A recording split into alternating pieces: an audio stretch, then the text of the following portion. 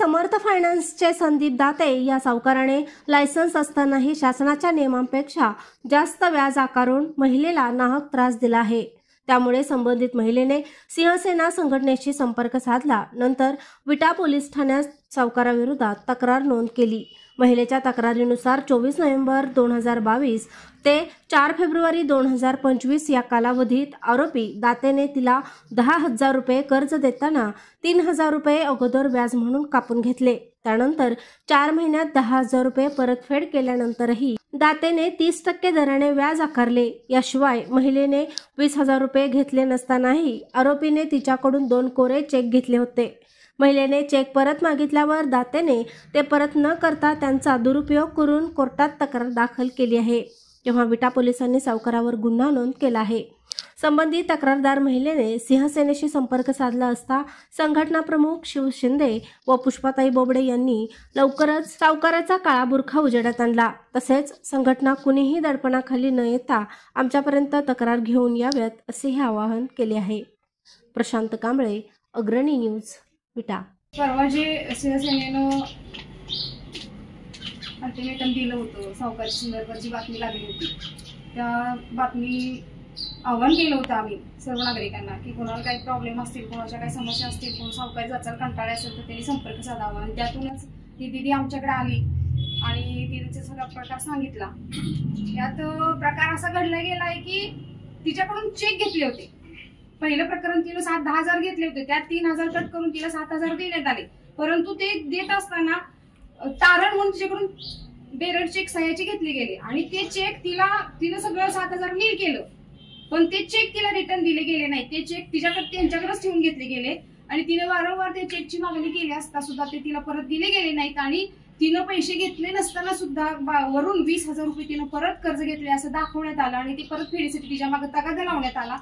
तेवढं करून सुद्धा ती लोक थांबली नाहीत। आज तिची तारीख आहे, तिच्यावर केस घातली गेलेली आहे, त्यातून तिला बेलेबल वॉरंट निघालंय, तिला आज ते बेल द्यायची आहे तिथं, त्याचबरोबर तिला वकील द्यावा लागणार आहे। ह्या सगळ्या आर्थिक, शारीरिक, मानसिक खर्च म्हणजे तिला जो त्रास दिला गेलाय याची भरपाई जे कोणी असतील त्याने हे चुकीचं करून तिच्यावरच खोटे पैसे घेतलेत म्हणून करून आणि तिच्यावरच परत गुन्हा दाखल केलेला आहे।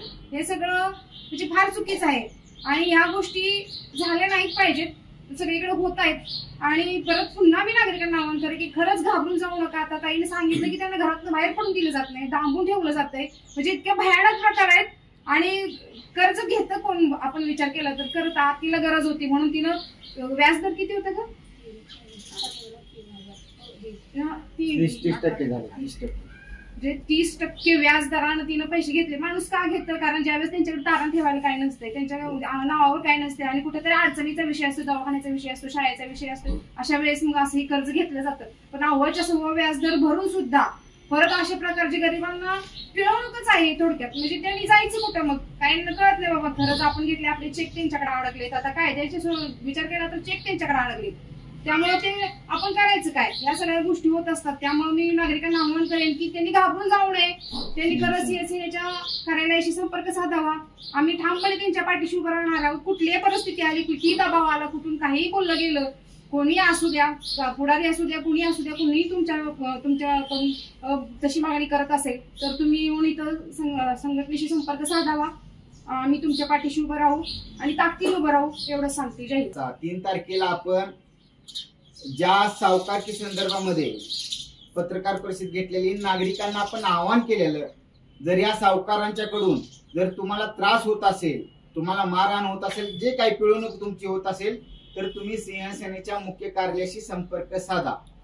तर आपल्या ताईंनी आपल्या प्रसार माध्यमाच्या सर्व बातम्या बघून काल ती आम्हाला भेटायला आली, आपल्या चॅनेलच्या बातम्या तिने पाहिल्या। ती म्हणली साहेब असा असा विषय झालाय माझ्या संदर्भामध्ये, 2 वर्षापूर्वी मला शाळेत शिक्षक परीक्षेसाठी मला 10,000 रुपये भरायचे होते, कमी पडत होते मला, म्हणून माझी एक मावशी होती ओळखीची, त्यांनी मला एका ठिकाणी घेऊन गेली, मला तिथून पैसे उचलून दिले।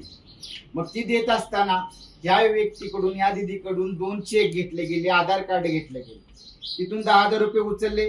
त्या व्यक्तीने 7,000 रुपये त्यांच्या हातामध्ये दिले, 3,000 रुपये तिथे कट करून घेतले। मग त्या दिदीने 4 महिन्यामध्ये ते 10,000 रुपये भरले। आणि हिच्याकडून एक चुकी झाली की ती डॉक्युमेंट पुन्हा मागे घेतले गेले नाही तिच्याकडून. जे चेक दिलेले होते किंवा जे आधार कार्ड होतं ती त्या सावकारांच्याकडेच राहिले. प्रकरण घेतल्यानंतर तिच्याकडून 12 सह्या घेतले. तुम्हाला 12 सह्या कशासाठी लागते?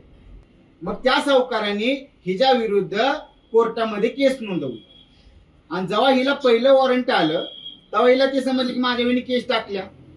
पुन्हा ते जाऊन म्हटले की बाबा मी घेतलेले नाही पैसे, तुम्ही माझ्यावर का केस करताय? नाही तुला पैसे भरावे लागतील, नाही तर तू कोर्टात काय असेल ते बघ. मग ती आपल्या काल प्रसार माध्यमच्या सगळ्या आपल्या बातम्या पाहिल्या तिनं, ती पुन्हा आपल्याकडे आली. माननीय आपले विट्याचे PI फडतरे साहेब त्यांच्या समोर जायला सांगितलं. PI साहेबांनी सर्व विषय समजून घेतला.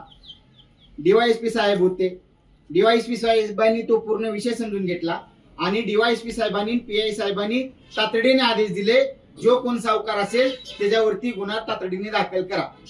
आणि माननीय पोलीस प्रशासनाचे आमचे विभागाचे DYSP साहेब असतील, आमच्या विभागाचे PI साहेब असतील, मी पोलीस प्रशासनाचं पण आभार करू इच्छितो की त्यांनी त्या दिदीची परिस्थिती समजून घेऊन कोणतीही कुणाचे फोन वगैरे येतील हे कोणती तमा न बाळगता जी पीडित मुलगी समोर त्यांना दिसत्या, पोलीस प्रशासनाने तातडीने रात्री गुन्हा दाखल करून घेतला.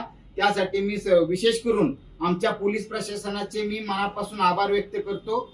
आणि मला नागरिकांना पुन्हा आवाहन करायचंय, तुम्ही कुणालाही भिवू नका, तुम्ही कुणालाही घाबरू नका.